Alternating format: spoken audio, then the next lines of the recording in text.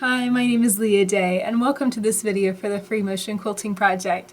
Today we are back working on foundation piecing, one of the locks of hair for Express Your Love. And you can kind of see some of these hair pieces. I pinned them up to the background and they're looking kind of rough, but bear with me, they're going to look great whenever we get them finished and turned into appliques.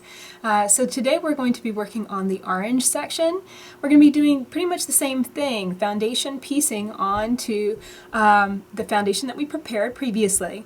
But this time I want to play with a new texture, a new way of spacing these strips out, so that way it creates an interesting design just in the piecing alone. So let's get on the machine and see how this works.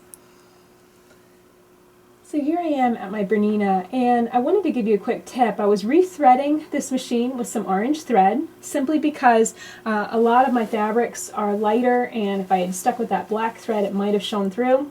So I'm switching to orange thread, and I wanted to give you a quick tip. I use little Genie Magic bobbin washers. They are just a thin Teflon washer that goes down into the bobbin case, just like this, just around that center circle, and then you wind it on top. And I use these for both piecing and for free motion quilting. I put them in my machines and I change them about once a year. I take them out around the new year so that way I remember to replace them. And I leave them in all the time, and what that does, there's just a little bit of extra space inside that bobbin, and using that washer inside of it will help that bobbin to glide and spin more evenly. Sometimes you'll have your bobbin and it'll be going along just fine, and then all of a sudden it'll jerk, it'll pull against itself and spin backwards, and you'll get a really nasty knot on the back of your quilt. And the bobbin washers pretty much eliminate that. So that's why I use them. They make my life so much easier. I break thread so much less often. So I hope that that tip helps you if you're struggling with breaking thread. Now another thing I do to get started piecing, I always use a scrap charger. I know other quilters do different things to get started, but I really like this method because if there's going to be anything nasty that happens on the back, like look, that kind of made a mess a little bit, it's going to do it on this little scrap that I can throw away rather than on something that I'm piecing that's important. Okay, so here's our foundation, and I have decided to try something kind of cool. I want to try to make kind of a diamond shape, a triangle shape on this. I want to have kind of a triangle like this and then a triangle like this, and it doesn't have to be perfect, but I'm just wanting my pieces to kind of lay out something like that. And pretty much all I'm doing is just taking a fine line water-soluble pen and just marking these triangles on the surface. This is just a general guideline. It doesn't have to be perfect.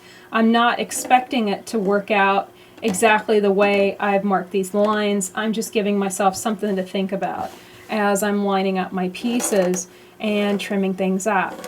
So I'm just going to mark this through, and I'll meet you back here when we're ready to start sewing.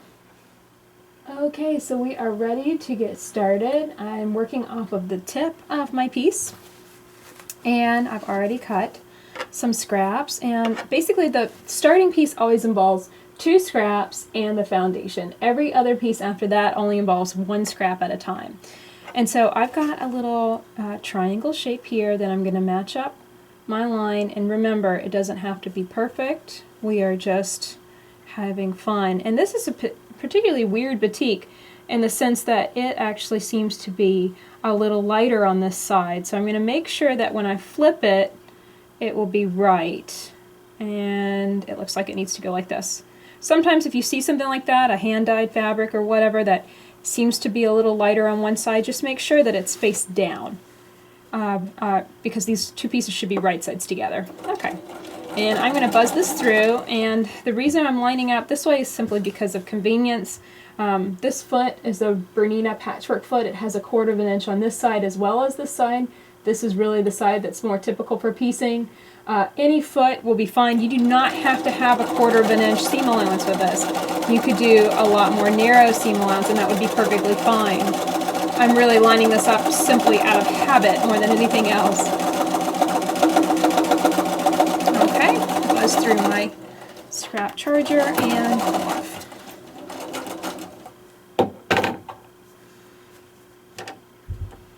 Okay, and once you sew the two pieces. Just take the top and fold it over, finger press it, and if you get some stray threads and stuff in there, that always annoys me, so I go on ahead and pull that out. I've got some stray threads that came up through the seam.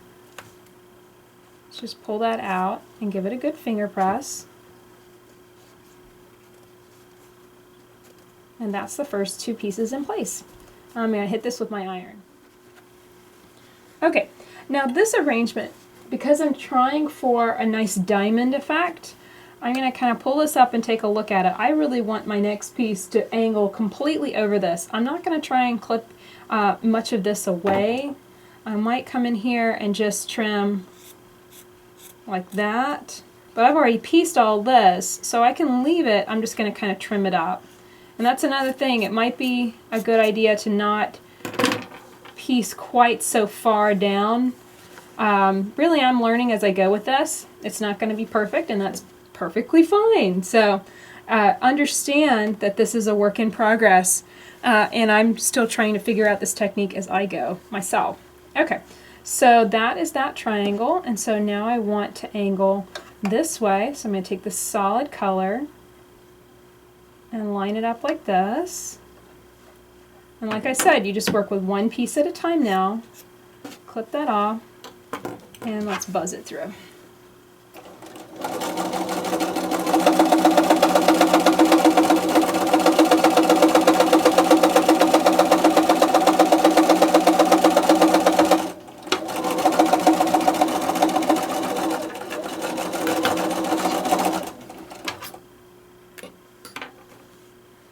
Okay, now you can maybe start seeing this take shape. You can see that triangle that we created right there. Well, we're going to create another one starting right here. So I'm going to fold this over because I want to crease that and clip it off. You actually don't need very wide strips for these particular sections. It's really kind of an unusual pattern that I've come up with here, where you have kind of a narrow strip between each triangle. So really you could get away with 1-inch strips if you had strings or something in your stash. That would be perfectly fine.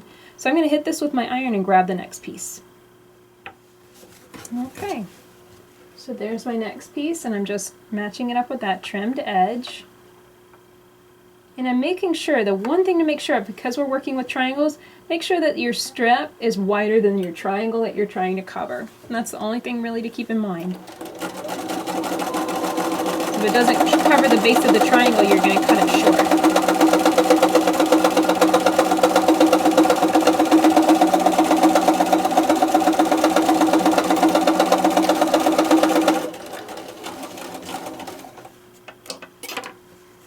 Okay, let's see what this one looks like.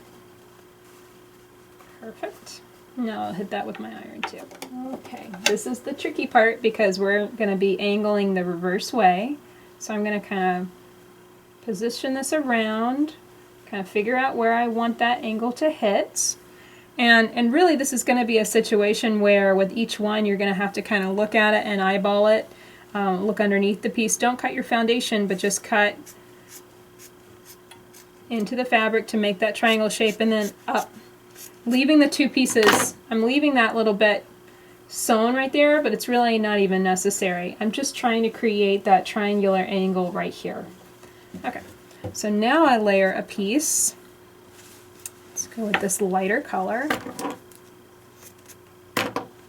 Now I'm going to layer a piece in this opposite direction, just like that.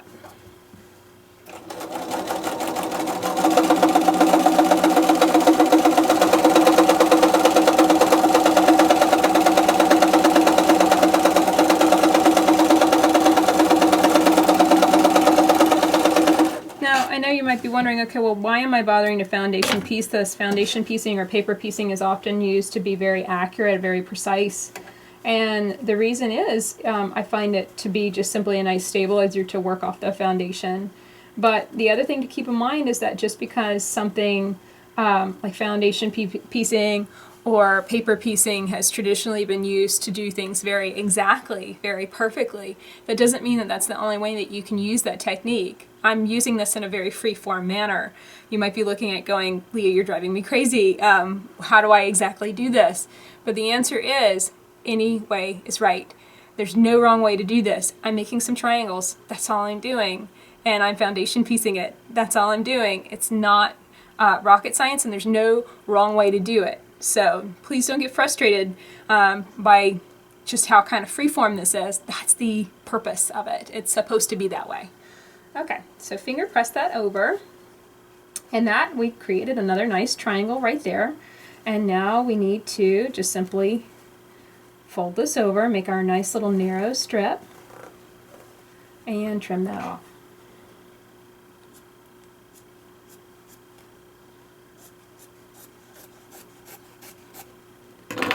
And you know, even these little strings, you can save those. They can be used for other projects. If you have a foundation project that has even smaller pieces involved in it, and that would be perfectly fine. Okay, I'm going to hit that with the iron one more time.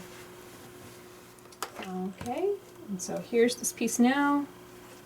I'm going to layer this piece on, and now at this point, because my triangles are getting a little wider, I'm going to start folding it over just to make sure it covers the triangle, and I'm wanting it to cover this particular little shape that I've drawn, and I'm just going to make sure by folding it over that I'm sure it covers it, and it does, so that's perfectly fine.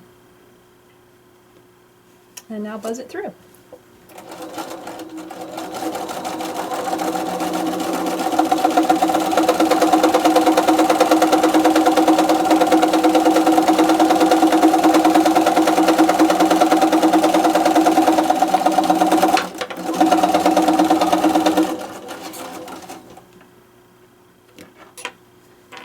Okay, fold over, press, and then the next piece we'll be cutting across this to make that a triangle.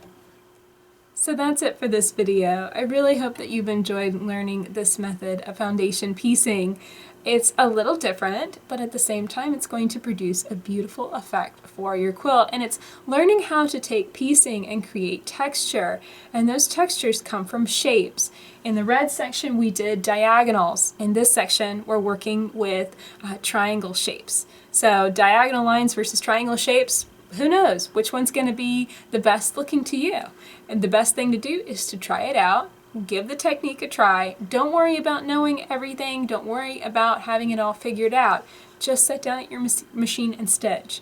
What's the worst that will happen? All of this is just fabric and thread. Have fun and enjoy.